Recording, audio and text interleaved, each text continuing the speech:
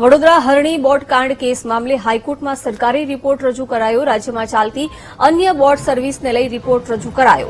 40 જેટલી બોટમાંથી નિયમોનું ઉલ્લંઘન કરતી 21 બોટને બંધ કરાઈ છે। બોટિંગ અને એમ્યુઝમેન્ટ એક્ટિવિટીની જગ્યાઓ રેગ્યુલેટ કરવાની નીતિ બનાવવામાં આવશે। સમગ્ર બાબતે હાઈકોર્ટે ગંભીર નોંધ લીધી છે। તમામ બોટમાં લાઈફ જેકેટ અને તરવૈયાઓ હોવા જરૂરી હોવાનું હાઈકોર્ટે કહ્યું। બોટિંગ ચલાવવા માટે બોટોનું લાયસન્સ પણ ફરજિયાત હોવું જોઈએ। વિગતો સાથે સંવાદદાતા સંજય જોડાઈ ચૂક્યા છે। સંજય, હરણી બોટ દુર્ઘટનાને લઈને શું હાઈકોર્ટ દ્વારા અવલોકન અત્યારે કરવામાં આવ્યું છે?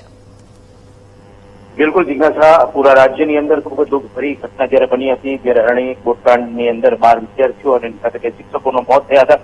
સમગ્ર ઘટનાને લઈને જયારે રાજ્ય સરકારને રિપોર્ટ રજૂ કરવામાં આવ્યો છે ત્યારે હાઈકોર્ટે શરૂઆતથી જ કડક વલણ અપનાવીને ખૂબ સખ્તાઈપૂર્વક એની આદેશ કર્યા હતા અને એની સાથે સાથે આજે જયારે હાઈકોર્ટ સમક્ષ જયારે રિપોર્ટ રજૂ કરવામાં આવ્યો ત્યારે હાઈકોર્ટે પણ કડક રીતે એને ફરી વખત એક વખત એની નોંધ લીધી હતી અને ખાસ કરીને જે વીએમસી એટલે કે વડોદરા મ્યુનિસિપલ કોર્પોરેશન જે સમગ્ર મામલે બે જવાબદાર ભર્યું વલણ અખ્યાત કર્યું હતું ત્યારે એ વ્યક્તિઓને પણ પોતે હવે આવનારા દિવસોમાં આ પ્રકારે કોઈ પણ પ્રકારનું ખાલી ફક્ત પૈસા કમાવી લેવા માટે કોઈ પણને આવી રીતે પરમિશન આપી દેવી નહીં એવા પ્રકારની ટકોર કરી હતી અને સમગ્ર મામલે ખૂબ જ કડક રીતે આદેશ કર્યા હતા અને જેને લઈને હવે આવનારા દિવસોમાં વધુ સુનાવણી કરવામાં આવશે। જી જી બિલકુલ સંજય, આભાર જાણકારી આપવા બદલ।